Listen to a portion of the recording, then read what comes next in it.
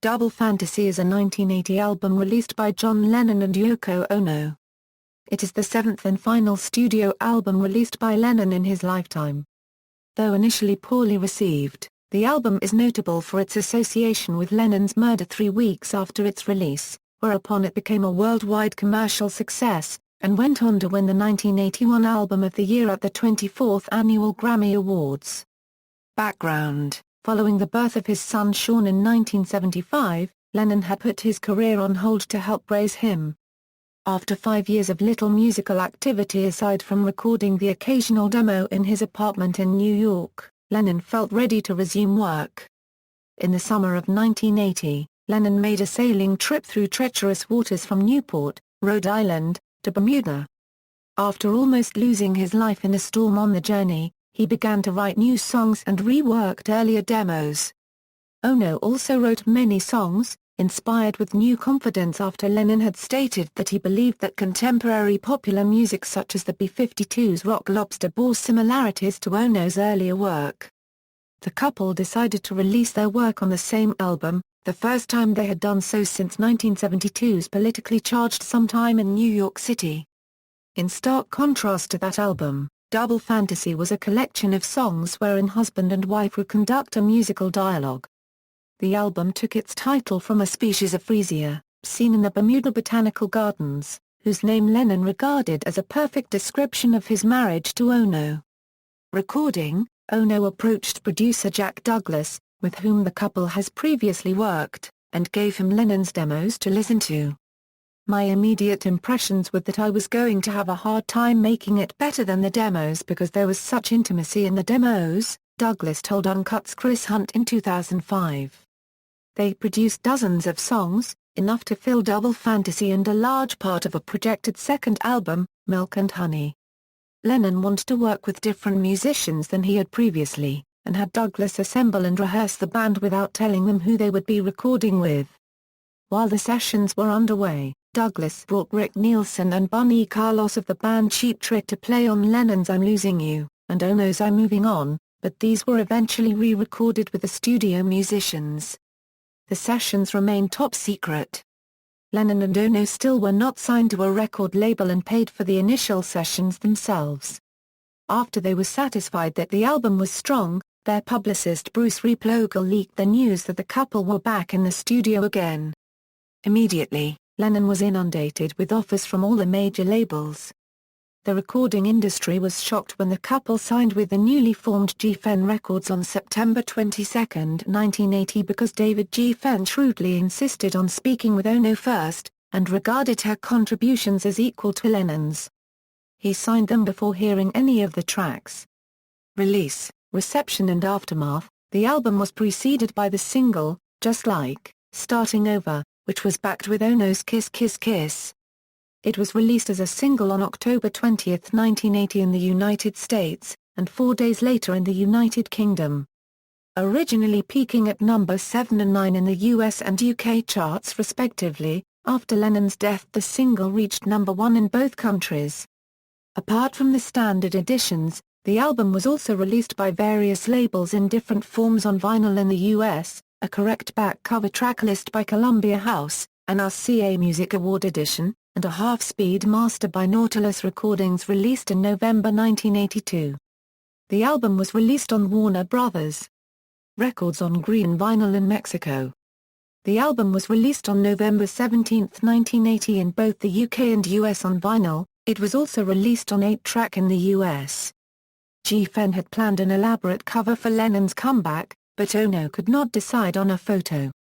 Not wanting to miss the Christmas release deadline, Geffen used the single sleeve as the front cover, while choosing an unflattering outtake from the same photo session for the back. The tracks were sequenced as a dialogue between Lennon and Ono. One of his followed by one of hers. On the initial pressings, the track listing was out of sequence. Initial sales were sluggish.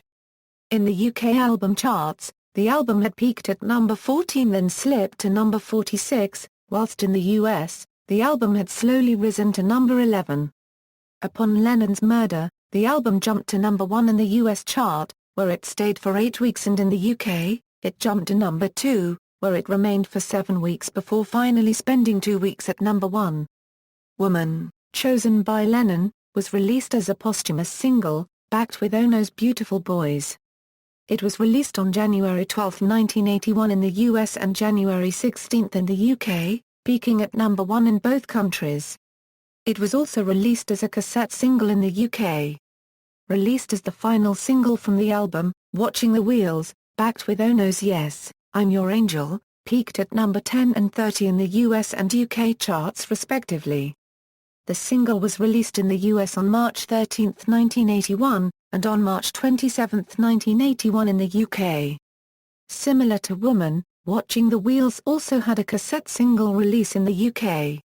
Lennon's Bermuda trip and Double Fantasy inspired the 2013 tribute CD and book Lennon Bermuda. Critical reception. Initial critical reaction to the album was largely negative. However, 3 weeks after the album's release, Lennon was murdered and many of the poor reviews were withdrawn from publication, including those by Stephen Holden of the New York Times, Tom Carson of Rolling Stone, and Jeffrey Stokes of The Village Voice. The negative reviews focused on the album's idealization of Lennon and Ono's marriage. Stokes found the concept and theme to be basically misogynist, and Kit Rachlis of the Boston Phoenix admitted to being annoyed by Lennon and Ono's assumption that lots of people cared deeply about them. Double Fantasy finished 37th in the Village Voice Euro's 1980 Pazin Jop, an annual poll of prominent music critics. Robert Christgau, the poll's creator, ranked it 7th on his own list of the year's best albums. Although he was put off by its simplistic lyrics and music upon first listen, Christgau said that the music works a minor miracle with rich, precise song form and a command of ready-mades to put the anonymous usages of studio rock to striking artistic purpose. He felt that the use of alternating Ono's improved vocals with Lennon's makes the union come alive better than his outspoken, straightforward lyrics, and concluded that the album is not great, but memorable and gratifying as rare, connubial rock and roll. In 1982, Douglas, Lennon and Ono won the 1981 Album of the Year for Double Fantasy at the 24th Annual Grammy Awards. In 1989 the album was ranked number 29 on Rolling Stone magazine's list of the 100 greatest albums of the 1980s.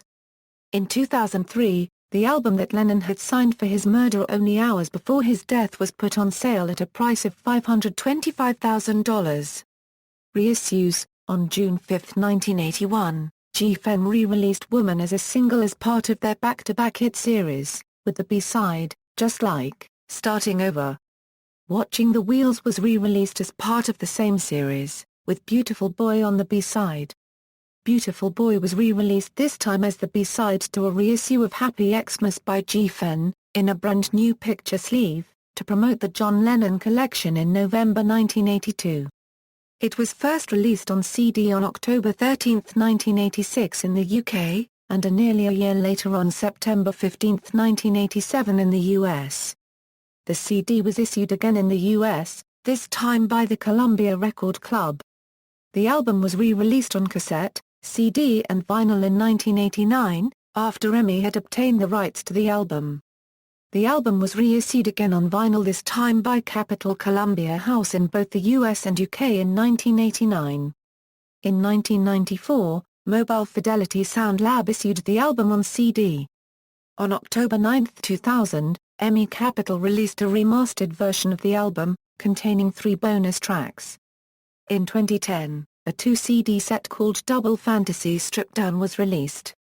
It included a newly remastered copy of the original album along with an alternative version of the album featuring simpler arrangements, with cover artwork by Sean Lennon. Track listing: Side 1, Just Like, Starting Over a Euro 356, Kiss Kiss Kiss a Euro 241, Clean Up Time a Euro 258, Give Me Something a Euro 135, I'm Losing You a Euro 357, I Am Moving On a Euro 220. Beautiful Boy a Euro 402, Side 2, Watching the Wheels a Euro 335, Yes, I'm Your Angel a Euro 308, Woman a Euro 332, Beautiful Boys a Euro 255, Dear Yoko a Euro 234, Every Man Has a Woman Who Loves Him a Euro 402, Hard Times Are Over a Euro 320, Bonus tracks, 2010 mixes, accolades, Grammy Awards, charts, certifications and sales, personnel, references, footnotes. Citations. External links, Double Fantasy at Graham Corkin's Beatles pages, just like starting over the recording of Double Fantasy by Chris Hunt, published in Uncut John Lennon Special, 2005.